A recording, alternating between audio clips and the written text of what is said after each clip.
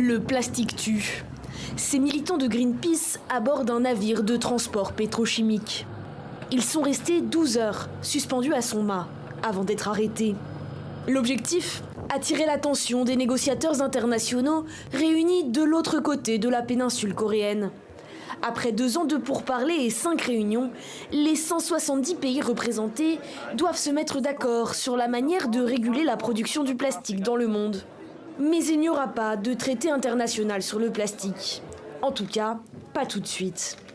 Quelques questions cruciales nous empêchent encore de parvenir à un accord global. Ces questions non résolues restent difficiles et il faudra plus de temps pour les traiter efficacement.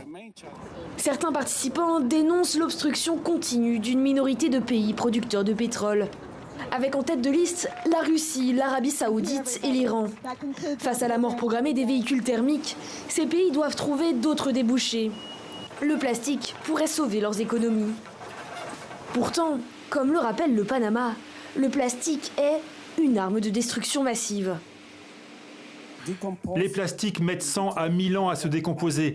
Des microplastiques ont été détectés dans divers organes humains, ce qui suscite des inquiétudes quant aux risques potentiels pour la santé, notamment en matière de cancer et de reproduction.